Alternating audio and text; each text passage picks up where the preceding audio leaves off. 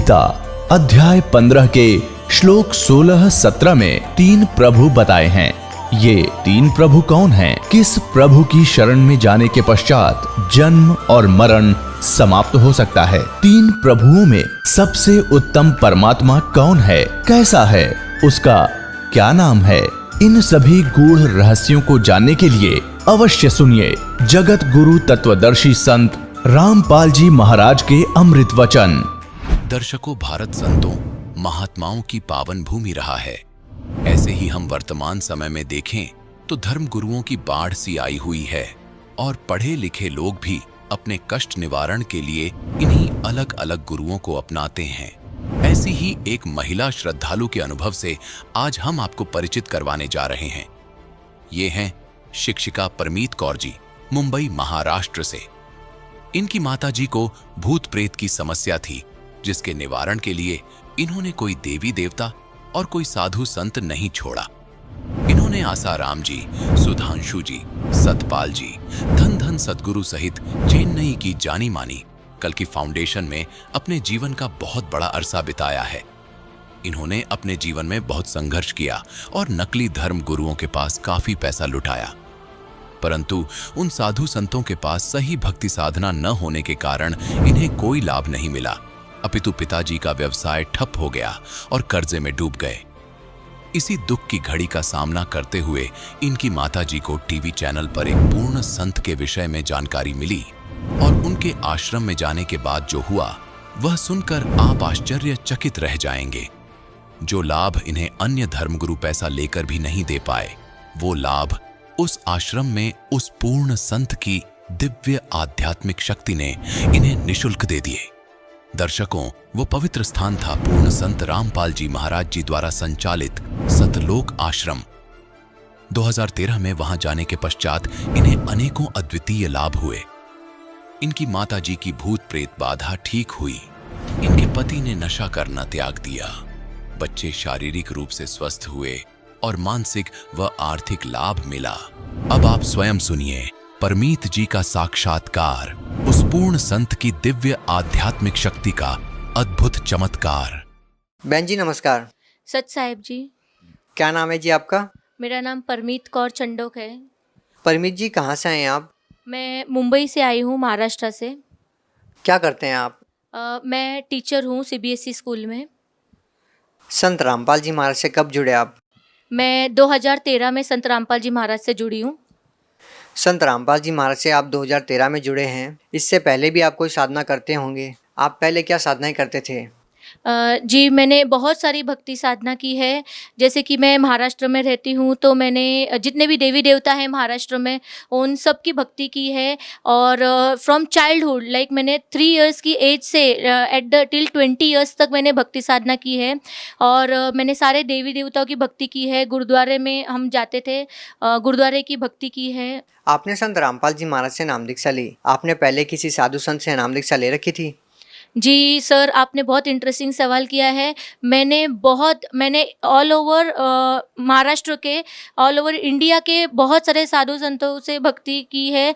जैसे कि आसाराम महाराज है, सुधांशु जी महाराज है, निर्मला देवी है, और कल्गी फाउंडेशन करके चेन्नई में बहुत बड़ा फाउंडेशन है, वहाँ पर किया है। और मैंने सुधांशु जी महाराज से भी 2 साल सतपाल जी महाराज के पास से भक्ति ली है। और मैंने गोरक्षनाथ के रिलेटेड एक महाराष्ट्र में संत है, तो उनसे नामदान लिया है।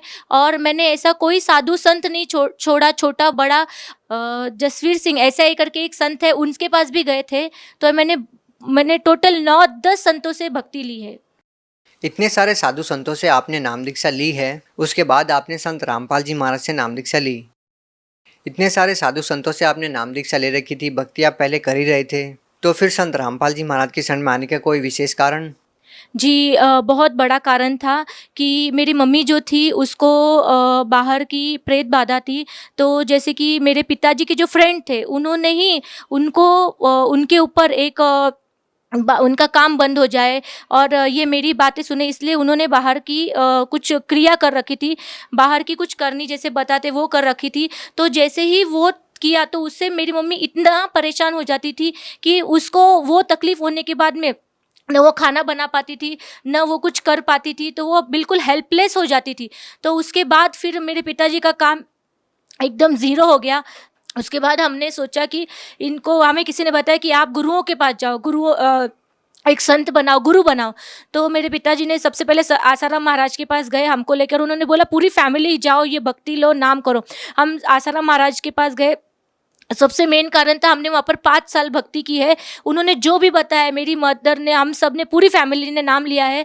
5 साल हमने आसाराम महाराज जी के पास किया है, लेकिन वहाँ से मेरी मम्मी को कोई लाभ नहीं हुआ। तो मेरी मम्मी को बहुत ज़्यादा बाहर की बाधा पीड़ा की तकलीफ़ थी, और मेरे पिताजी का काम डे बाय डे ज़ीरो हो गया था। मैं 8th स्टैंडर्ड में थी, मेरे पढ़ाई का खर्चा एवरेज हाई लेवल पे चल रहा था। मेरा एक ब्रदर था, उसका भी पढ़ाई का खर्चा बहुत हाई था, तो हम ये सब एक्सपेंसेस एफोर्ड नहीं कर पा रहे थे। तो इतनी सब परेशानियों की वजह से फिर हम बहुत संतों के पास गए। 5 साल आसाराम महाराज के पास मेरी मम्मी ने भक्ति की है, मैंने उनका नाम जप किया है।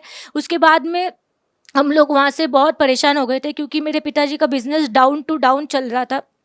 तो मेरे पिताजी ने बोला कि नहीं, फिर वो दूसरे संत की खोज में चले गए। तो हमको फिर मिले सतपाल जी महाराज। सतपाल जी महाराज के पास हमने लिटरली 2 साल वहाँ पर भी नाम लिया है, तो फिर वहाँ से भी हमको कोई लाभ नहीं मिला। तो मेरे पिताजी को मैंने पूछा कि क्यों हम यहाँ से जाए, तो बोले बेटा सच्चा संत वही होगा कि जो हमें इस दुख से दूर करता है। तब मुझे उनकी बातों पे बहुत गुस्सा आया था कि पिताजी आप कितना सेल्फिश बात कर रहे हो, कि कैसे आप बात कर सकते हो कि ऐसा होता है करके। नहीं, हमें भक्ति करते रहना है। फिर भी मेरे पिताजी नहीं रुकते थे।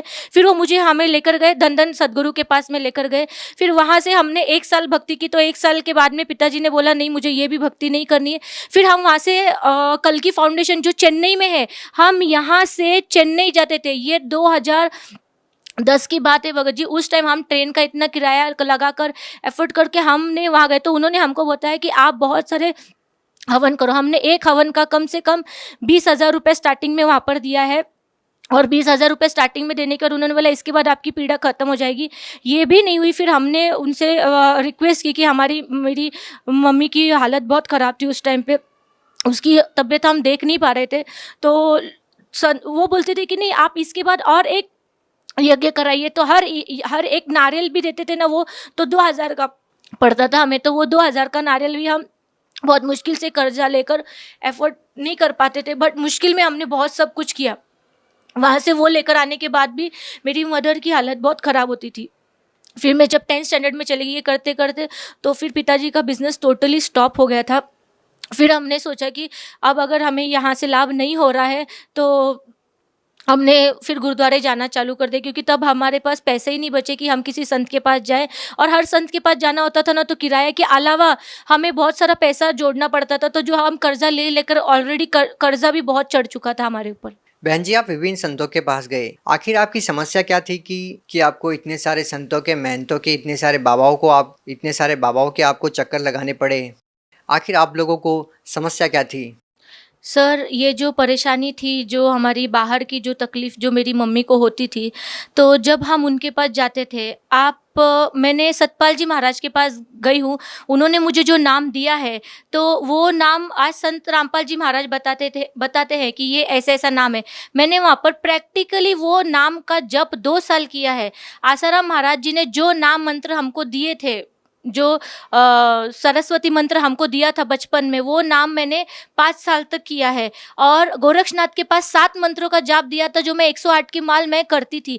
मैं आज आपके सामने एक लाइव एग्जाम्पल हूँ कि मैंने इतने गुरुओं के पास जाकर इतनी भक्ति की है। उन्होंने जो साधना दी है वो मैंने प्रैक्टिकली की है।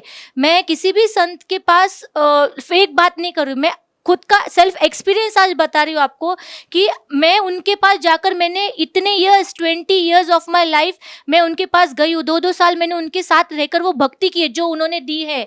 और ये मैं खुद एक्सपीरियंस करके आई हूँ कि वहाँ पर क्या, मैंने खुद उनका प्रचार भी किया है कि ये संत है, आप इनके पास जाओ। तो वो मैंने जो प्रचार किया वहाँ पर, उस भक्ति से मुझे लाभ नहीं हुआ। तो फिर आपको कैसे आराम मिला? आपकी जो सारी बाधाएं थी, वो जो परेशानियाँ थी, कैसे ख़त्म हुई फिर वो सारी परेशानियाँ? तो जब हम संत रामपाल जी महाराज के पास पहुँचे तो मेरी मम्मी ने पापा जी से कहा कि पापा ने मेरे पूछा कि आप संत रामपाल जी महाराज से आज हमने नाम ले लिया है, तो क्या आज आपको वो तकलीफ़ फिर से हो रही है? तो मम्मी ने बोला यहाँ तो नहीं हो रही, हम घर जाके चेक करेंगे हो रही है कि नहीं। अगर घर जाते ही मुझे ये तकलीफ़ नहीं होगी तो ये संत रामपाल जी महाराज खुद परमात्मा का अवतार है, तो यही हमारे सच्चे गुरु हैं करके, और यही भक्ति हम इसके आगे उम्र भर करेंगे। और थैंक्स टू बंदी छोड़ सदगुरुदेव रामपाल जी महाराज, उस दिन के बाद मेरी मम्मी की वो जो तकलीफ़ थी ना वो बिल्कुल नहीं हुई है। मेरी मम्मी साथ में है और उसको आप देख सकते हो लाइव। देखो आज वो है ना मेरे साथ जिंदा है करके। ये जो बाहर की तकलीफ होती है ना, ये इंसान को कहीं का नहीं छोड़ती, ये मार के ही दम लेती है। माता जी नमस्कार। सत्संग। आपकी बेटी जो अनुभव हमारे दर्शकों के सामने जो साझा कर रही है, क्या वास्तव में ही आपको ये परेशानियां थी? क्या वास्तव में ही आपने हिंदुस्तान के सभी संतों के पास जाकर अपनी बीमारी का इलाज करवाना चाहा? जी हाँ, मुझे भूत बाधा की तकलीफ थी।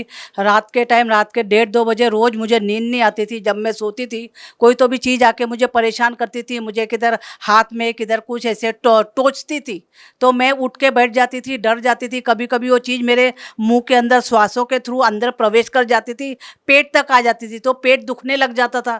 दुखने लगा तो ऑटोमेटिकली मैं आधी रात को उठ के बैठ जाती थी।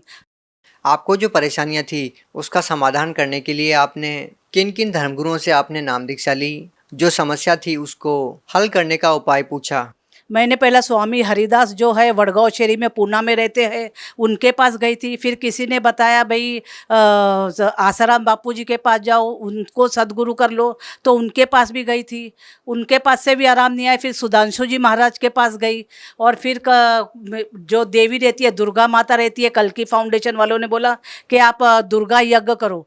तो दुर्गा यज्ञ को बहुत पैसे के खर्चे थे, तो हमको इतना अफोर्ड नहीं होता था। फिर भी एक बार हमने किया। एक बार करने से कुछ इतना लाभ हुआ नहीं, थोड़े दिन आराम हुआ जरूर, लेकिन उसके बाद फिर वो परेशानी चालू होगी। मतलब मेन मुझे क्या, रात को नींद नहीं आती थी। वो जो परेशानियां थी कैसे खत्म हुई फिर वो सारी परेशानियां? मैं जब टीवी के चैनल के माध्यम से थ्रू जो आई हूँ, ये संत रामपाल जी महाराज के जो प्रवचन ख़त्म होते थे, उसके लास्ट में जो बताते थे कि किन भक्तों को कैसे लाभ हुआ, वो सुनती थी। तो उससे मुझे लगा भी मेरा भी जो प्रॉब्लम है इधर से हल होएगा।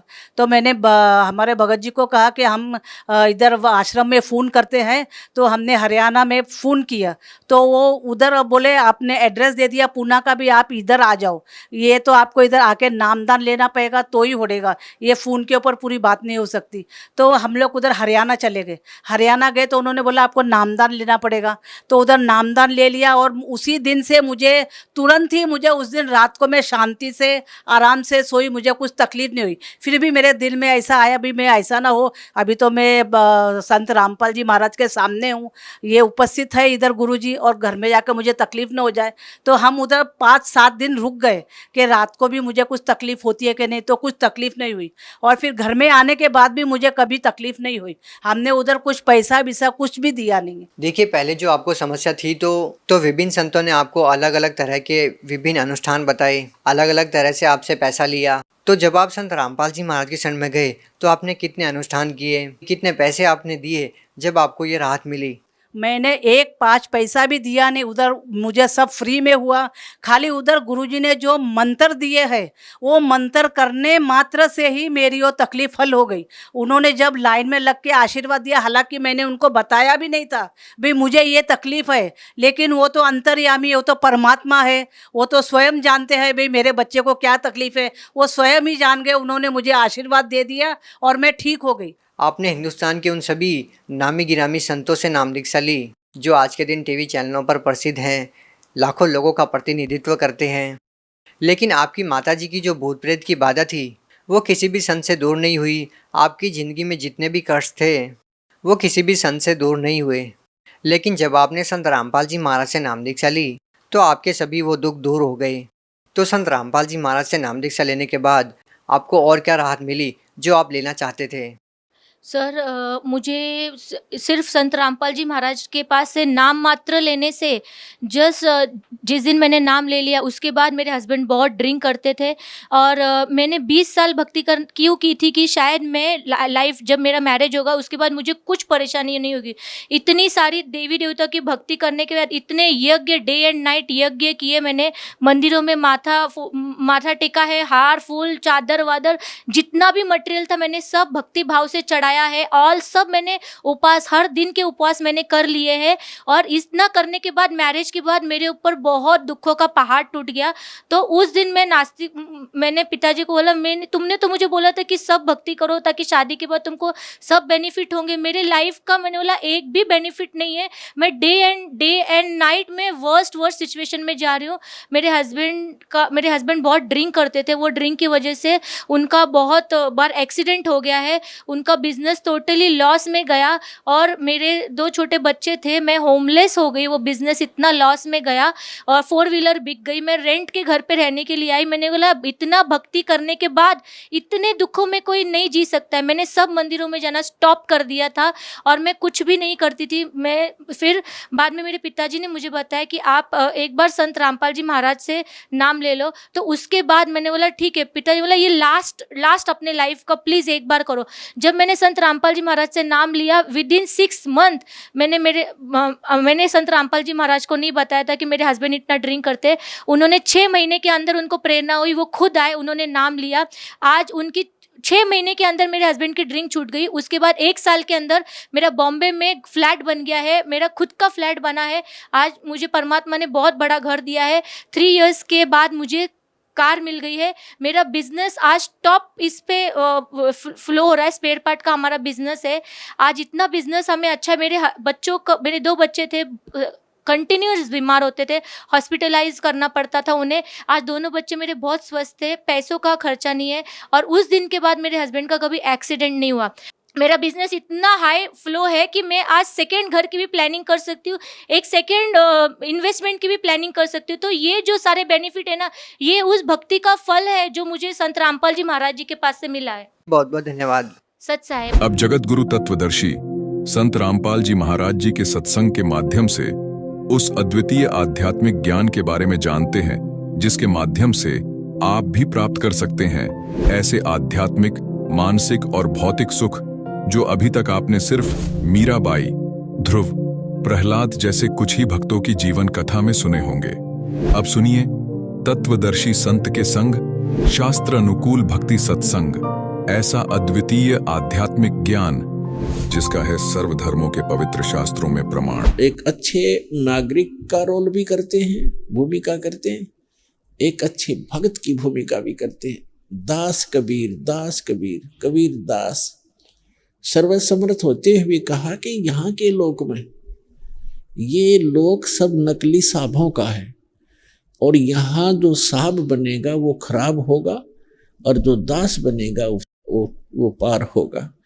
तो यहाँ परमात्मा ने एक रिहर्सल करके दिखाई, कबीर दास कि मैं दास कहूँगा, मेरे बच्चे भी ऐसे बोला करेंगे तो इनका कल्याण होगा, अहंकार घटेगा, अहंकार जिसके अंदर है परमात्मा दूर हो जाते हैं। तो इस प्रकार परमात्मा हमें एक रिहर्सल करा करते और हमें विश्वास दिलाना चाहते थे कि तुम मुझ पर ऐसे विश्वास करो जैसे मैं कर रहा था भगवान पर। अपने ही लीला डबल रोल करके बता रहे हैं कि एक अच्छे भक्त को इतना विश्वास के साथ मेरी भक्ति करनी चाहिए। जैसे परमात्मा कपड़ा बुनते थे, कबीर भगवान सारी सृष्टि के रचनहार, सबके पालनहार, अनंत कोट ब्रह्मांड जिसके वचन से चल रहे हैं, वो एक झोंपड़ी में रह रहा है, कुटिया में, और कपड़ा बुनता है। उस कपड़े को बुनकर जो भी मेहनताना मिलता है उससे अपना परिवार पोषण करते हैं। परमात्मा का परिवार कौन कौन थे? उनके कोई पत्नी नहीं थी, विवाह नहीं किया था। नीरू और नीमा नाम के 2 दुल्हे थे, उनको परमात्मा लहर तारा नामक तालाब के ऊपर प्राप्त हुए थे, कमल के फूल पर शिशु रूप में। तो वहां से वो ले आए थे उठा करके, धीरे धीरे बड़े हुए। फिर जुलाहे का काम करने लगे, अपने मुंह बोले माता पिता के साथ हाथ बटाने लगे। और एक लड़का और एक लड़की, ये दोनों मृत जीवित किए थे भगवान ने, 12-13 वर्ष के थे दोनों ही। तो ये बच्चे अपने पास रखे थे पुत्र पुत्री के रूप में। ये परिवार था। ये परिवार इसलिए अनिवार्य था, दाता ने दिखाना था कि परिवार के पोषण के लिए अपना निर्वाह भी करते रहो, भगवान में कोई बाधा नहीं आओगी, भक्ति भी करते रहो। भक्ति तो ऐसे आसान है, काम करते करते नाम उठत नाम बैठत नाम सोत जागबे, नाम खाते नाम पीते नाम से तिलाग बे। तो कबीर परमात्मा कहते हैं कि कपड़ा बुनने से कठिन काम नहीं होगा शायद। एक एक बारीक बारीक तार को ऐसे डालना और उसको डालते डालते भी सिमन किया करते थे। और जो मेहनताना में आता था उसकी बुनाई, उससे उस परिवार का पोषण भी करते थे। और फिर भी कुछ बच जाता था, उसी में से धर्म दान भी करते थे, भंडारा भी करते थे। तो परमात्मा कहते हैं देते को हर देत है, जहाँ तहाँ से आने, ना दिया वो मांगते फिर परमात्मा सुने ना कान। कबीर साहब कहते चिड़ी चोंच भर ले गई नदी न घटो नीर, दान दिए धन घटे नहीं कह रे साहिब कबीर। तो इस प्रकार परमात्मा कहते हैं कि दान अवश्य करना चाहिए। जैसे आप मंत्र जाप करते हैं, मंत्र जाप तो समझो बीज है आपका, और ये दान धर्म पांचों यज्ञ जो करनी होती है, ये उसमें उस भक्ति रूपी बीज को पौधा पेड़ बनाने के लिए सिंचाई का काम करते हैं। तो ये सिंचाई भी कंपलसरी है, यानी दान पांचों यज्ञ भी चाहिए। एक यज्ञ है धर्म की, दूसरी यज्ञ है ध्यान, तीसरी यज्ञ हवन की, चौथी यज्ञ प्रणाम, और पांचवी यज्ञ ज्ञान की। तो ज्ञान यज्ञ ये सत्संग है।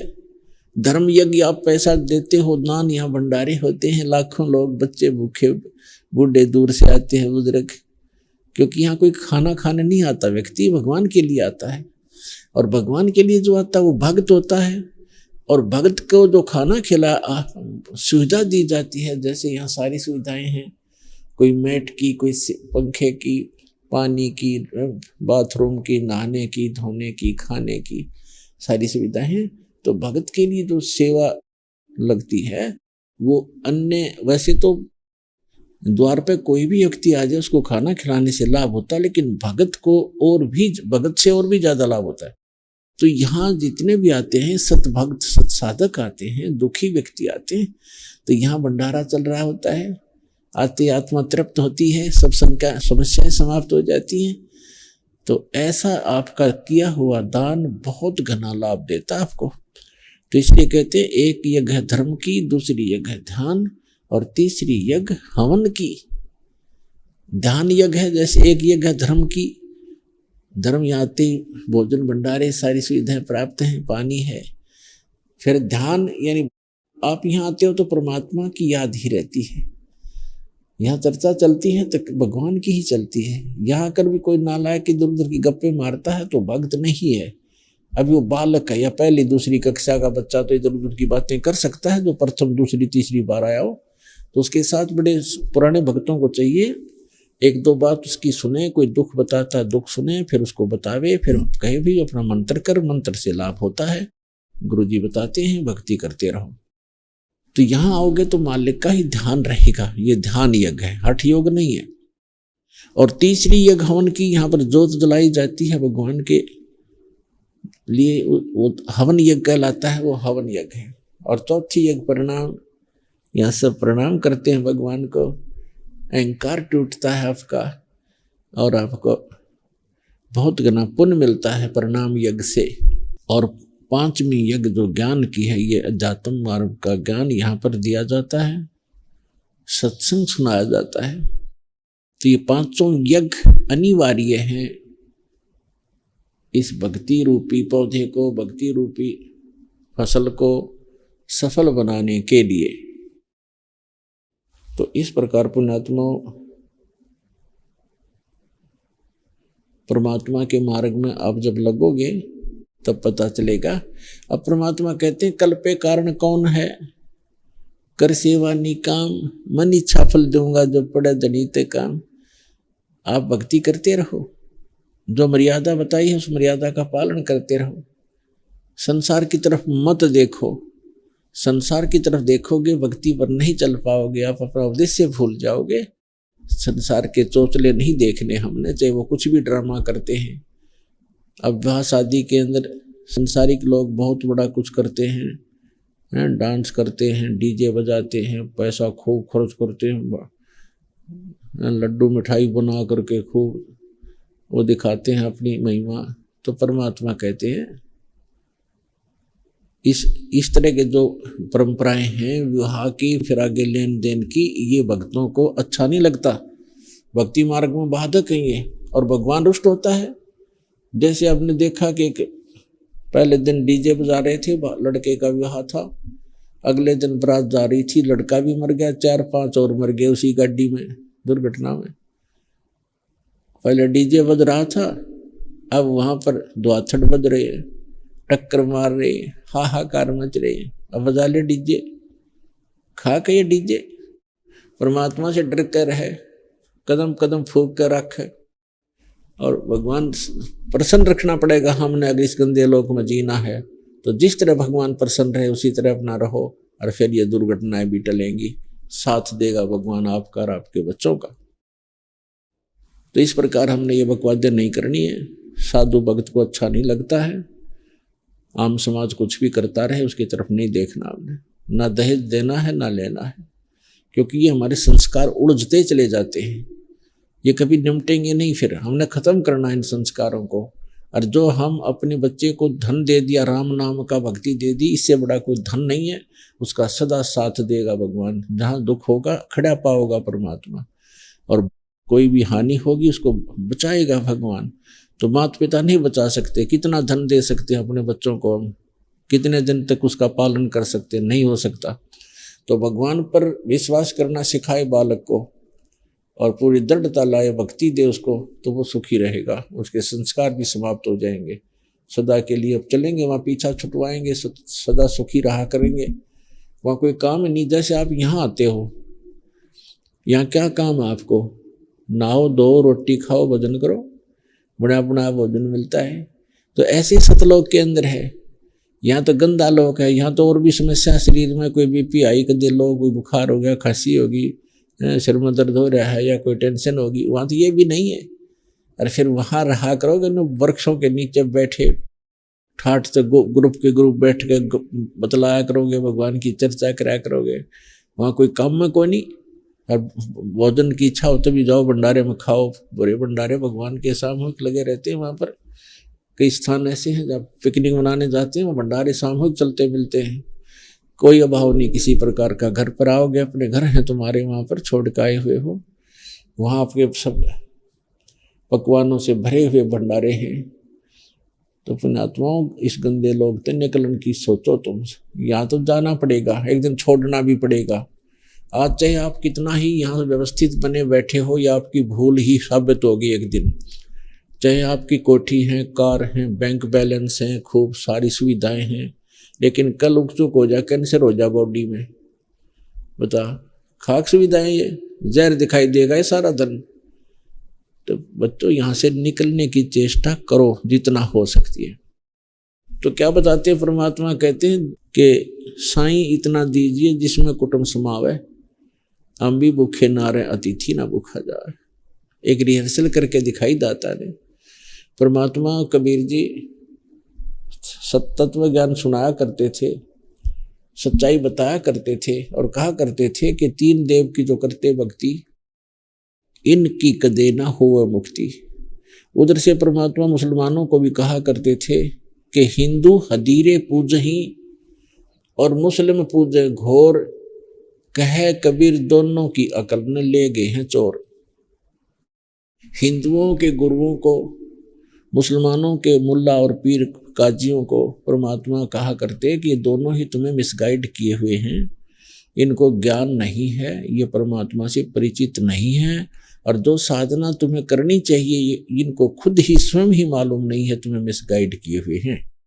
इन बातों से दोनों ही दुखी हो गए। भगवान को पहले तो बहुत सताया, कबीर साहब को मारने की चेष्टा की, बहुत बड़ा तंग किया, कोई बदमाश भेजकर उनको पिटवाना पीटना चाहा, मरवाना चाहा, नहीं सफल हुए। जब सब कुछ करके थक गए तब अंत में उन्होंने एक स्कीम बनाई। हिंदुओं के गुरुओं ने और मुसलमानों के काजी और मुल्लाओं ने कि ना ये मारे से मर रहा है और हमारी सब बिगाड़ करता जा रहा है, हमारा समाज से ये रोजी रोटी का धंधा बंद करवाने जा रहा है, ये ऐसी ऐसी बातें करता है, लोगों को जल्दी स्वीकार्य हो जाती हैं, इसका ऐसा करो कि ये काशी छोड़कर भाग जाए। सब ने मिलकर एक स्कीम बनाई कि झूठी चिट्ठियां लिख दी भारतवर्ष के सभी साधु संत फकीरों के डेरों में, और लिख दिया कि कबीर नाम का व्यक्ति जो काशी में रहता है 3 दिन का भंडारा करेगा और सभी अपने शिष्यों समेत आना है, और प्रत्येक भंडारे में ये प्रत्येक भोजन के उपरांत एक असरफी देगा, एक दोहर देगा। असरफी सोने की यानी 10 ग्राम सोना एक बार में देगा, और एक दोहर बहुत अच्छा सुंदर कंबल टाइप होती थी, पहले खद्दर की होती थी, दोहर सबसे अच्छा कंबल माना जाता था, सबसे अच्छा, तो दोहर देगा और सभी आना। अब इस लालच में सभी मंडलेश्वर अपने छोटे बड़े बीमार रोगी सब चेलों को ले आए। कहने का भाव ये है कि निश्चित तिथि जो रखी थी उस दिन 18 लाख साधु संत और काशी के सारे इकट्ठे होकर काशी का चूल्हा न्योत कर रखा था, वो सभी उस काशी के बाजार में, काशी के शहर के आसपास बाहर में खड़े हो गए। रविदास जी सुबह सुबह आए घूमने के लिए, उन्होंने पूछा भी महात्माओं आज कोई समागम है क्या? उससे पहले 1-2 ने और पूछ लिया था उन महात्माओं से बाहर से आए उनसे कि तुम कैसे आए हो, तो वो कहने लगे अरे काशी वालों तुम कौन सी दुनिया में रहते हो, हमसे पूछ रहे हो, तुम्हें मालूम नहीं कि कबीर नाम का कोई व्यक्ति है, कबीर दुलाहा, और वो भंडारा करेगा, इसलिए आए हम। रविदास जी ने सोचा भाई कोई गड़बड़ कर दी नजर निकम्मा ने, किसी ने गड़बड़ कर दी, झूठी चिट्ठी पाऊंगी। कहने लगे आपके पास कोई पत्र गया है? रविदास जी ने पूछा हाँ, सब ने बताया कि पत्र गया हमारे पास, ये देखो पत्र है हमारे पास, 3 दिन का भंडारा है, और प्रत्येक भंडारे में प्रत्येक भोजन में एक असरफी मिलेगी और एक दोहर मिलेगी। रविदास जी तो समझ गया उनकी चाल है लोगों ने, ये तो सफल हो गया आज अपनी चाल में। रविदास जी पहुंचे कबीर साहब की झोंपड़ी पर और जाके सारा वृत्तांत बताया, तो कबीर साहब ने कहा कि बैठ जा भक्त, आ जा, कुंडी लगा ले, भीतर बैठ जा। और वही ये तो जीने नहीं दे, मेरे को तंग करेंगे ही करेंगे, क्योंकि इन तो दुनिया को गुमराह करना है और मेरा उद्देश्य इनसे बचाना है, और ये ज़्यादा है, मैं अकेला हूँ, और आज का दिन काट लूँ। और रविदास रात में मैं अपने बच्चों को, अपने माता पिता को, मुँह बोले माता पिता, मुँह बोले बच्चों को साथ लेकर या नगरी त्याग दूंगा। ये चाहते यही है कि ये भाग जाए यहाँ से, ये रिलीफ महसूस कर लेंगे, मैं चला जाऊंगा, अब ये तो ऐसे दुखी रखेंगे ही रखेंगे, बैठ जा तू, बैठ जा। अंदर बैठा लिया, अंदर से दरवाजा बंद कर लिया। उधर से परमात्मा गए सतलोक के अंदर, कबीर साहब एक रूप में वहाँ बैठे हैं, भजन करते दिखाई दे रहे, और वहाँ से टेलीफोन कर दिया ऊपर कि तैयार करो 9 लाख बैलों के ऊपर बने बनाए भोजन, असरफी, मोहर, दोहर सब कुछ तैयार करो। वहाँ पहुँचे तो 9 लाख छोड़ असंख्यों बैल बना के भगवान के लिए बैल बन के खड़े हो गए हंस भक्त, और उनके ऊपर लाद दिया सामान सारा और कहा ले जाओ जितना चाहिए भगवान, आपका आदेश अनुसार तैयार है। उनमें से 9 लाख बैलों के ऊपर भरा हुआ जलेबी, कचौड़ी, पूरी, सारा कुछ, लड्डू, बर्फी, बालूशाही और दोहर मोहर सब कुछ ठोक के, और काशी के चौपड़ के बाजार के में तंबू लगा दिए, टेंट, सफेद टाइप के टेंट। 9 लाख बैल और 9 लाख उनके साथ फिर वो भक्त, एक एक दो दो सेवादार आ रहे। 2-3 लाख वो भक्त थे, 9 लाख तो नहीं थे, 2-3 लाख भक्त, और सतलोक से आए वो सारे बंजारे बन के, एक बंजारे का रूप बना के, स्वयं परमात्मा ने रूप बना करके, केशव रूप बना करके, और वहां टेंट में बैठ गया और भोजन शुरू कर दिया। उधर से शेख तकी नाम का एक धार्मिक गुरु था सिकंदर लोधी राजा का।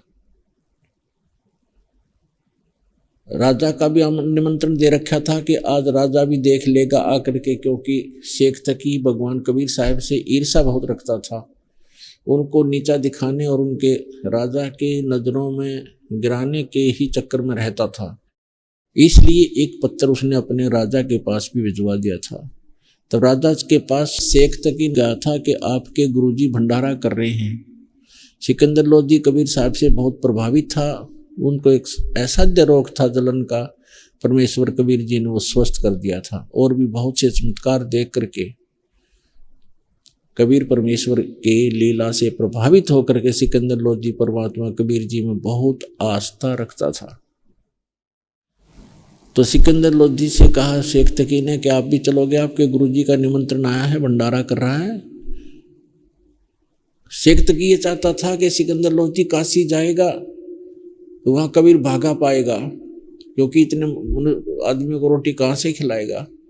एक झोपड़ी में बैठा व्यक्ति 18 लाख व्यक्तियों को भोजन कैसे करा देगा। ये सोचकर सिकंदर लोधी को भी साथ ले लिया। सिकंदर लोधी कहने लगा मैं तो अवश्य चलूंगा, बहुत महान पुरुष है, उनके दर्शन करके आऊंगा, भंडारे में तो जाना ही चाहिए। जाके देखा, शेख तकी ने सोचा था सब भूखे बैठे शोर मचा रहे होंगे और कबीर भाग गया होगा। वहां क्या देखा कि वहां तो भंडारा चल रहा है और जय जयकार हो रही है कबीर भगवान की। जो भी भोजन खा रहा है कह रहा है ऐसा स्वादिष्ट भोजन कभी देखा ना सुना। भाई भंडारा हो तो ऐसा हो। जो भी भोजन खा के उठ रहा है उसको दोहर दी जा रही है, एक असर की सोने की दी जा रही है। अब शेख तकी तो पेट पकड़ कर बैठ गया, अकियो कैसे बिजली गिरी, ये कहां से लाया इतना पैसा, कहां से लाया ये भंडारा। तो सिकंदर लोधी पहुंचे जहां परमात्मा दूसरे रूप में बैठे थे, केशव रूप में, बंजारा रूप में। उससे पूछा कि आप कौन हैं। सिकंदर लोधी राजा ने पूछा आप कौन हैं, कबीर जी से आपका क्या नाता है, क्या रिलेशन है। तो केशव रूप में विराजमान भगवान ने कहा कि कबीर जी मेरे पगड़ी बदल मित्र हैं और मेरे पास उनका एक संदेशा गया था कि छोटा सा भंडारा है, कुछ सामान लेते आइएगा। तो उसका दास हाजिर हो गया। अब शेख तकी के पैर के तले की धरती निकल गई कि ये इसने छोटा सा भंडारा कहे 18 लाख आदमी खान लायक, लड्डू जलेबी कचौड़ी और पकौड़ी जो मांगे खाद्य पदार्थ हाजिर हो रहा है और असरफी दे रहा है, दौड़ दे रहा है, जिसको छोटा सा भंडारा कह रहे। सिकंदर लोधी ने पूछा कि भगवान कहाँ हैं, कबीर साहब आए नहीं। तो केशव रूप में विराजमान भगवान ने कहा कि उसका दास तो बैठा है, मौज है उनकी, आएंगे जब आ जाएंगे। तो सिकंदर लोधी ने सोचा कि दर्शन करूं, पहले दर्शन करके आऊं। झोंपड़ी पर पहुंच गए, हाथी पर बैठकर, साथ में अंग रक्षक है। जाके दरवाजा खटखटाया, रविदास उधर बैठे, भगवान एक रूप में वहां भी बैठे झोंपड़ी में। रविदास जी ने कहा भगवान ये तो यहाँ भी आगे दिखा है। दरवाजा खटखटा दिया है। परमात्मा बोले लगता तो है पर दरवाजा नहीं खोलना, हाथ जोड़ लेंगे और कहेंगे कल हम निकल जाएंगे, तुम यही चाहते हो, छोड़ देंगे इस नगर को। दरवाजा खटखटाया लेकिन परमात्मा बोले नहीं। तब सिकंदर लोधी ने कहा कि परवरदिगार दरवाजा खोलो, सिकंदर लोधी आपका दास दिल्ली से आपके दर्शनार्थ आया है। तो अंदर से कहा, भगवान कबीर साहब ने कहा कि हे राजन, मैं दरवाजा नहीं खोलूंगा, मेरे साथ बहुत बुरा कर रखा है इन लोगों ने। मेरे पास अपने परिवार के पोषण के लिए शाम का अन्न भी नहीं है। 18 लाख व्यक्ति बाहर आए हुए बताते हैं और झूठी चिट्ठी लिखी हुई है कि भंडारा करेगा कबीर, दोहर देगा, मोहर देगा। भगवान, मैं इन्होंने तंग कर लिया हूँ, आज का दिन काटूंगा और रात को अपने सबको लेकर भाग जाऊंगा यहाँ से। तब सिकंदर लोधी ने कहा, परवरदिगार, ये दास आपको पहचान चुका है, आप किसी और को बहका सकते हो, इस दास को नहीं। हे भगवान, आपने कैसा रंग लगा रखा है, एक बार जाकर देखो दाता। आपके दर्शन के लिए अभिलाषी थे लोग और कह रहे कौन है वो ऐसा महापुरुष जिसने इतना सुंदर भंडारा किया है, दर्शन तो दे एक बार। हे परमात्मा, एक बार चलिए बाप, दरवाजा खोलो दाता, अपने दास पर दया करो। तब कबीर साहब ने कहा, खोल दे रविदास, तो बात सारी ठीक होगी।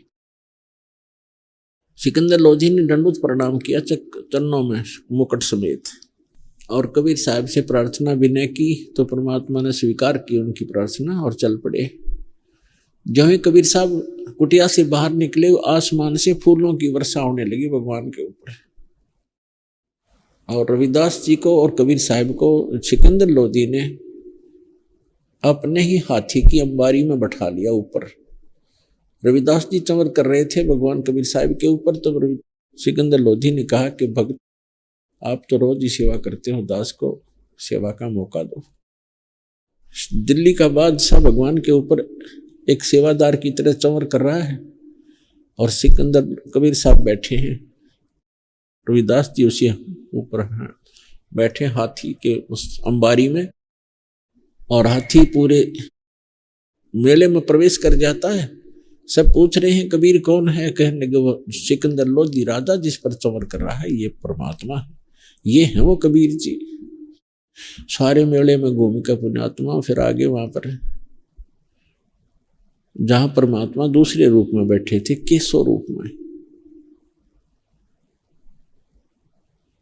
और वहां जब परमात्मा कबीर जी हाथी से नीचे उतरकर टेंट में प्रवेश करने लगे तो अपने आप एक पलंग आया सतलोक से, सफेद, और सफेद उसके ऊपर वर्ष आसन बिछ गया। चारों तरफ हीरे पन्ने जड़े हुए उसकी जैसे गोटे पे में कोया करे ऐसे लग गए चारों तरफ, देखते ही देखते, और परमात्मा उस पर विराजमान हो गए। टेंट को चारों तरफ से खुलवा दिया और कम से कम कहते हैं 24 घंटे तक परमात्मा और दूसरे रूप में बैठे केशव, उन दोनों की आपस में वार्ता हुई और लाखों लोगों ने सत्संग सुने भगवान के। वो तो बहाना था, उसके बच्चे हैं, वो सबका पालन वही करता है। भंडारा काशी में कर लेते, घर घर में खिलाना उसी ने है, और उसके बहाने उनको इकट्ठा करना था, क्योंकि परमात्मा के लिए जो निकले हैं साधु संत भक्त, जो कहीं आश्रम में रह रहे हैं या घर पे भक्ति करते हैं, वो भक्त हैं और परमात्मा उनको खोज रहा है, लेकिन ये मिसगाइड किए हुए संत उनको गुमराह रखते हैं। तो वहां परमात्मा ने एक तीर से कई शिकार कर दिए, अपना सामर्थ्य दिखाया। भगत ऐसा हो, भगत के साथ भगवान इतनी साथ देता है। और वहाँ सत्संग सुनाया, लाखों लोगों ने दीक्षा ली उस कबीर भगवान से और उनका भविष्य उज्जवल किया। अब जब सारा कुछ काम हो लिया, सब भोजन करा लिया, शेष बचे सामान को टेंट को लाद कर बैलों पर, सब बंजारे जो सतलोक से आए थे वो चल पड़े। जब दरिया गंगा को पार करने लगे तो गंगा का पानी घुटनों हो गया, नहीं तो भरी चल रही थी। सब पार हो गए। सिकंदर लोधी खड़ा है, शेख तकी खड़ा है, केशव और परमात्मा कबीर जी वहीं खड़े हैं, और भी सैकड़ों अंगरक्षक राजा के विद्यमान थे। अब उधर से क्या होता है कि थोड़ी देर के बाद सिकंदर लोधी ने कहा कि केशव आप जाओ, आपके बैल बहुत दूर चले गए होंगे, फिर लेट हो जाओगे, वो जा चुके हैं। जब थोड़ी ही देर हुई थी, जब देखा सामने दरिया के ऊपर खड़े दिखाई दे रहा था दूर तक का 9 लाख बैल, कोई थोड़े नहीं होते। लेकिन थोड़ी देर के बाद देखा तो वहां कोई भी नहीं था, ना बैल थे ना बंजारे थे।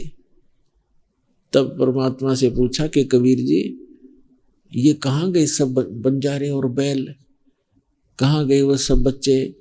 परमात्मा ने कहा हर में हर के दास हैं, दासन के हरि पास।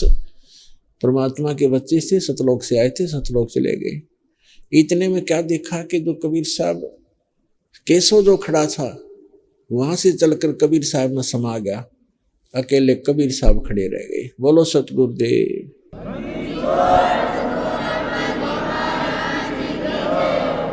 तो पुण्यात्मा यहाँ परमात्मा कहते हैं साईं इतना दीजिए जिसमें कुटुंब समावे, और हम भी भूखे ना रहे अतिथि ना भूखा जाए।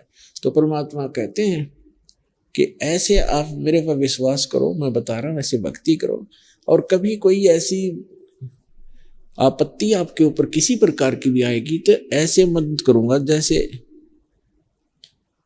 अपने विषय बता रहा है कि जैसे मेरी मदद हुई है, यानी करने वाले तो खुद ही थे, तो आपको भी मैं इतना साथ दूंगा। तो यहां वो सिकंदर शेख तकी क्या कहता है कि ऐसे ऐसे भंडारे हम 100 कर दें, राजा के घर में कोई कमी है क्या? जिसने क्या किया है, राजा के पंप लगावे। तो यहां परमात्मा कहते हैं कि कोई कहे जग जोनार करी है, कोई कहे महोछा, और बड़े बड़ाई करा करे गाली का डोछा। एक तो महोछा होता है, जैसे किसी का माता पिता मृत्यु हो जाए, उसको फिर ये पंडित गुरु लोग बताया करते हैं इतने कपड़े ला, इतना फलाना कर, इतना फलाना कर, वहां जाकर ऐसे ब्राह्मण जमा दे। कहते हैं उनके लिए वो मजबूरी में फॉर्मेलिटी सी करता है कि ये करनी पड़ेंगी, इतने कपड़े खराब शराब से 500 लाने पड़ेंगे, उसको तो कहते हैं महोछा। और एक होती जगजोनार, जो खुशी में, जैसे किसी का लड़का हो जाता था तो वो अपनी मर्द खुशी तो खुले हाथ से पैसा लगाता था, तो उसको जौनार बोलते थे। तो यहाँ गरीबदास जी कह रहे हैं कि उस भंडारे में जो अच्छी आत्मा थी वो तो यूं कह रहे थे कि ऐसा भंडारा कभी देखा ना सुना, जो वस्तु मांग रहे हाजिर हो जाती है, 5 मिनट के अंदर सब चीज उपलब्ध हो रही है। ओहो ऐसा भंडारा, ये तो जौनार की है, जौनार। और शेख तकी कहे इसने क्या किया, तो महोछा किया, महोछा। तो यहाँ कहते हैं परमात्मा कि कोई कहे जग जौनार की है और कोई कहे महोछा, बड़े बड़ाई करा करे और गाली का डोछा। तो शेख तकी तो ओछा आदमी था, उसने तो बकवाद ही करनी थी। और बड़े बड़े होते हैं, विशाल हृदय वाले जो व्यक्ति होते वही बड़ाई कर सकते हैं दूसरे की बड़ाई करना अच्छे व्यक्ति के बस की बात नहीं। तो पुण्यात्माओं आपका सौभाग्य है, ऐसे भगवान में आपका संयोग हो गया है। विश्वास रखना, इसकी एक एक बात को आधार बना कर रखना, और जब भी कोई दिक्कत आओगी दाता खड़ा पाओगा आपको, और कोई आपत्ति आप आने नहीं देगा, सदा साथ रहेगा। भक्ति करो, मोक्ष कराओ। बोलो सतगुरुदेव की जय हो।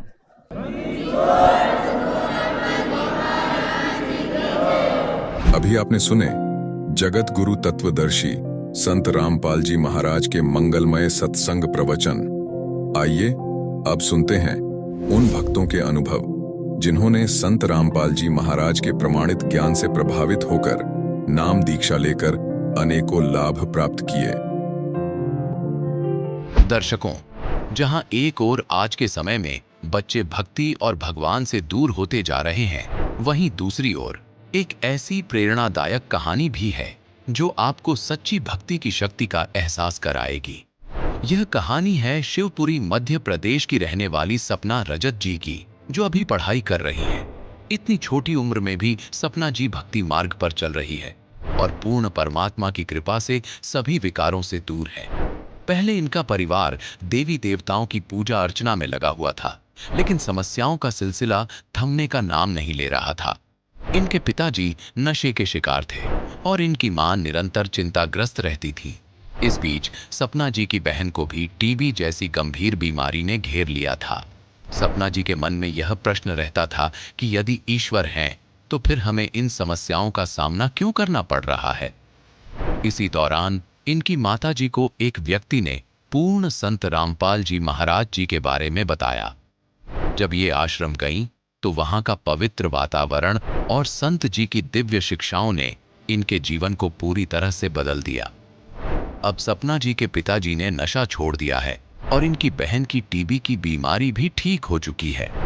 दर्शकों, यह कहानी केवल एक उदाहरण नहीं, बल्कि यह प्रमाणित करती है कि सच्ची भक्ति और एक सच्चे गुरु की कृपा से जीवन की हर बाधा को पार किया जा सकता है।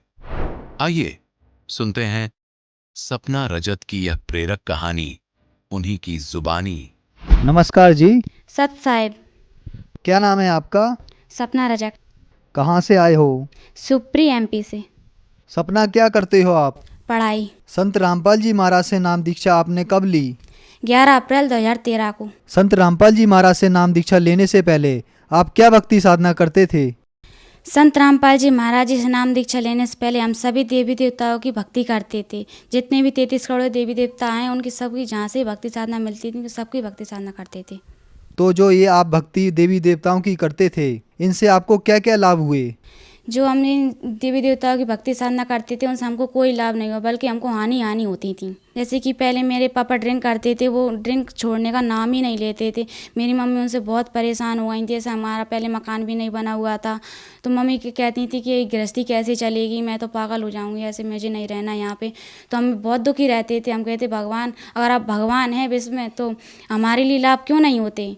भगवान हमारे लिए, ऐसा कोई भगवान तो मिले जो पृथ्वी भगवान है, तो क्यों नहीं मिलता हमारे लिए? हमको हानि क्यों होती है? नाम दीक्षा लेने से पहले मेरी दीदी पहले बहुत बीमार रहती थी। हम बोलते थे कि भगवान, हम आपकी इतनी भक्ति करते। मेरी दीदी भी इतनी बीमार रहती थी कि उनको कहीं शिवपुरी ले जाना है, कहीं कहीं पर, तो उनको बहुत ही ज़्यादा बीमार रहती। जब वो पढ़ती थी तो उनको आसपास के बच्चों से थोड़ी उनको टीबी की बीमारी हो गई थी। तो फिर मम्मी बोलती थी कि पढ़ने से बड़ी बच्ची को बीमारी भी हो गई है। तो हम सब परेशान हो गए थे। तो दीदी में बहुत पैसा लगा दिया था, तो हम बहुत परेशान हो गए। तो हम कहते, भगवान है तो हमारी दीदी क्यों ठीक नहीं होती? तो ऐसे हमारे लिए, हम बिल्कुल भी, हमारे लिए लाभ नहीं हुआ। आपकी बहन को टीबी की बीमारी हो गई, आपके पिताजी शराब पीते थे, तो फिर आपको संत रामपाल जी महाराज के बारे में जानकारी कहाँ से मिली? सर, हमारे पास एक जगदीश भगत जी रहते हैं। उन्होंने, जब हमारे पापा जी ड्रिंक कर आए घर पर, तो मम्मी से झगड़ा करने लगे। तो मेरी मम्मी कहने लगी, अब मैं यहाँ पे नहीं रहूँगी, मैं तो अब कहीं मंदिर में जाके बैठ जाऊँगी, मगर मैं यहाँ पे नहीं रहूँगी, क्योंकि ये तो मुझे मार डालेंगे, मुझे यहाँ पे रहना ही नहीं है। तो फिर वो भगत जी आए हमारे घर पे सुबह। तो भगत जी ने बोला कि आप एक काम कीजिए कि आप हरियाणा चलिए, संत रामपाल जी महाराज आए हुए हैं यहाँ पे। तो मम्मी बोलने लगी कि हाँ, मैं खुद चलूँगी। तो पापा जी बोलने लगे कि आप इन बच्चों को भी ले जाओ, मैं नहीं रखूँगा। तो मम्मी बोलने लगी कि मैं नहीं ले जाऊँगी, क्या मेरे अकेले बच्चे हैं? तो पापा बोलने लगे कि आप तो चारों को ले जाओ। तो मम्मी बोलने लगी कि ठीक है, मैं ले जाती हूँ। तो मम्मी और हम चारों बहन भाई तो संत रामपाल जी महाराज जी के आश्रम में गए। मम्मी वहाँ पे गई तो हमने जाकर हमने देखा आश्रम में सब कुछ, नहाए धोए फ्रेश हुए सब कुछ। फिर सत्संग हुआ शाम का। तो जब मम्मी सत्संग सुनने लगी तो मम्मी बहुत तेज़ रोने लगी, मालिक मेरे भगत जी को भी ले लेना। तो मेरे पापा जी ने भी जब घर पे भी सत्संग सुना था, मेरे पापा जी, जब हम घर पे नहीं थे तो पापा जी ने 4-5 दिन लगातार सत्संग सुना, तो पापा जी को भी समझ आया। हम तो लौट आए नाम दीक्षा लेकर। तो पापा जी हम पर बहुत हंसते थे कि ये क्या करते हैं। हम दंडवत करते तो आरती वगैरह करते तो भी हंसते थे। तो मम्मी कहती थी, हंसने दो बेटा, कभी ऐसा दिन आएगा पापा भी नाम दीक्षा ले लेंगे। फिर एक महीने बाद फिर पापा बोले कि मैं भी चलूँगा आपके साथ। यहाँ से सारे रास्ते पापा स्मोकिंग करते और ड्रिंक करके भी गए थे यहाँ से। तो जब हम बरवाला पहुँचे तो पापा जी को ऐसी अंदर से प्रेरणा हुई। पापा जी कहा, ये तो बकवास चीज़ है, अब इसको नहीं करूँगा मैं आज के बाद। पापा जी ने आश्रम के अंदर से प्रवेश होते ही वो सब कुछ बाहर फेंक दिया और जाकर संत रामपाल जी महाराज जी से नाम दीक्षा ले ली। हम संत रामपाल जी महाराज के लाखों अनुयायियों से जब मिलते हैं तो उनसे हमें यह जानने को मिलता है कि उनको बहुत सारे चमत्कार तथा लाभ प्राप्त हुए। क्या आपके साथ भी कुछ ऐसा हुआ? हाँ जी सर, पहले मेरे पापा बहुत ड्रिंक करते थे, फिर मेरी मम्मी को भी मारते थे वगैरह, सब कुछ करते, स्मोकिंग वगैरह। तो जब से उन्होंने नाम दीक्षा ली है तो उनकी स्मोकिंग और ड्रिंक वगैरह सब छूट गई है। वो मम्मी को झगड़ा भी नहीं करते मम्मी के साथ। और फिर मेरी मम्मी, वो दीदी, मेरी बड़ी सिस्टर है ना, उनके लिए टीबी की बीमारी हो गई थी।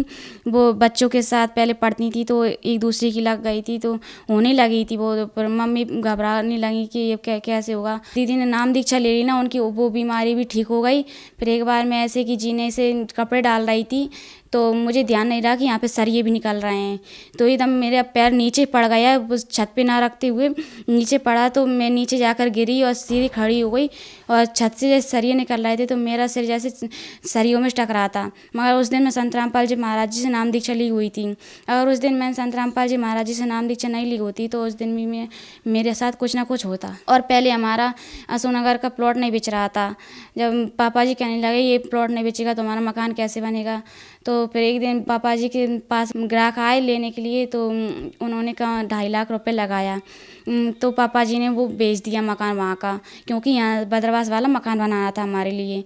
तो फिर पापा जी ने वो प्लॉट बेच दिया, तो वहाँ पे बचे सिर्फ 1,70,000 रुपये। तो पापा जी बोलने लगे अब ये इतने से पैसों में मकान कैसे बनेगा। तो पापा जी ने कहा जो भी देखा जाएगा, परमात्मा सब दया करते हैं। तो पापा जी ने यहाँ का भी मकान गिरा दिया और बनाने लगे। तो ऐसे ऐसे भगत हमको पता भी नहीं चला कि 10 लाख रुपए लग गए उस मकान में, कि कहाँ से आए। हम सभी पूरा परिवार हम शौकते थे उस घटना को सोचकर कि हमें परमात्मा इतना बड़ा लाभ भी दे सकते हैं कभी। और सबसे और आध्यात्मिक लाभ हुआ, सारे लाभ बहुत हमें लाभ हुए। और उसके बाद मेरी मम्मी को बवासीर की बीमारी भी हो गई थी, वो कहीं पर भी ठीक नहीं हो रही थी। तो संत रामपाल जी महाराज जी से नाम दीक्षा ली तो वो मेरी मम्मी की बवासीर की बीमारी ठीक हो गई। पहले ना मुझे भूत प्रेत की बाधा थी, जो पहले मुझे पता ही नहीं था यम की दूत क्या होती है। मगर अब संत रामपाल जी महाराज जी से मैंने नाम दी चली, मुझे पता चली कि यम की दूत होती हैं। पहले वो कोई छाया सी आती थी और मेरा गला दबाती थी। मैं रात के करीब 11-12 बजे तक तो मैं सोती थी, मुझे पता लगता मेरे की दिखाई नहीं देता मुझे कौन मेरा गला दबा रहा है, सांस भी दब जाती थी। तो मैं कहती थी हे परमात्मा आप भगवान हैं तो मुझे बचाइए ना। मैं डर की वजह से अपने मम्मी पापा को भी नहीं बोलती थी। और संत रामपाल जी महाराज जी से नाम दीक्षा लेने के बाद मेरी भूत प्रेत की बाधा थी वो भी ठीक हो गई। आज हमारा पूरा परिवार संत रामपाल जी महाराज जी से नाम दीक्षा लिए हुआ है और सब भक्ति साधना करते हैं। आप कौन सी क्लास में पढ़ते हैं? क्लास 8। आपने बताया कि आप 8th क्लास में पढ़ते हैं और इस एज के बच्चे मूवी, म्यूजिक, कार्टून आदि में ज़्यादातर ध्यान देते हैं और आप संत रामपाल जी महाराज की भक्ति कर रहे हैं, तो क्या आपको इस उम्र में अजीब नहीं लगता? क्या आपके साथ के बच्चे आपको कुछ नहीं कहते? हाँ देखिए सर, पहले तो मैं अगर हम भक्ति नहीं करते तो पहले मुझे भूत प्रेत ही बांध आती। अगर मैं भक्ति नहीं करती तो मेरी तो आज डेथ हो ही जाती। वो भी संत रामपाल जी महाराज की दया से मैं आज बची हूँ। तो हमको भक्ति ज़रूरी है, फिर मूवीज़ वगैरह देखना ज़रूरी है। और जो भक्ति तो कौन नहीं करता है, एज से मतलब नहीं है। एज तो बुढ़ापे में ही करते हैं और जवानी में सब भक्ति करते हैं। तो बुढ़ापे में अगर भक्ति नहीं कर पाई जो लोगों ने तो फिर वो क्या करेंगे। तो मेरा यही निवेदन है कि भक्ति ज़रूरी है। आपको संत रामपाल जी महाराज से नाम दीक्षा लेने के बाद बहुत सारे लाभ प्राप्त हुए, तो जो आज आपको सुन रहे हैं उनको आप क्या संदेश देना चाहते हैं? संदेश तो नहीं दे पाऊंगी, मैं उनसे निवेदन ही करूंगी कि पृथ्वी पर संत रामपाल जी महाराज आए हुए हैं, क्योंकि मनुष्य जन्म बहुत दुर्लभ है, ये बार बार नहीं मिलता। मनुष्य जन्म बहुत दुर्लभ है, मिले ना बारंबार, तरबर से पत्ता टूट गिरे बहुर न लगता डार। ये फिर बार बार जन्म नहीं मिलेगा, ना जाने फिर हम ये जन्म मिला है, फिर अगली बार हम कौन सी योनि में जाएंगे, कौन सी जन्म मिलेगा हमारे लिए, फिर भक्ति कहाँ से करेंगे। मनुष्य जन्म यही प्राइम टाइम है, इसमें गोल्डन चांस हमारे लिए, और इसमें भक्ति साधना कर लिया तो कर लिए, नहीं फिर बाद में नहीं कर पाएंगे। और जल्दी से जल्दी जितना जल्दी हो सके संत रामपाल जी महाराज जी की शरण में आओ और अपना कल्याण कराओ, क्योंकि यही प्राइम टाइम है, गोल्डन चांस अगर हमने छोड़ दिया तो ये मौका बार बार नहीं मिलेगा। संत रामपाल जी महाराज की शरण में कैसे आ सकते हैं?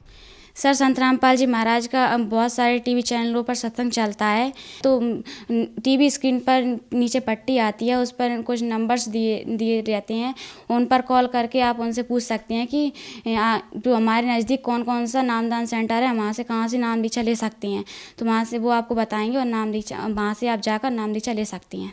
धन्यवाद। Thank you sir.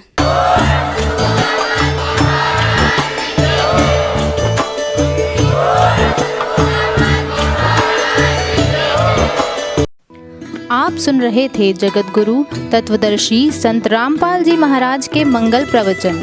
अधिक जानकारी के लिए संपर्क करें।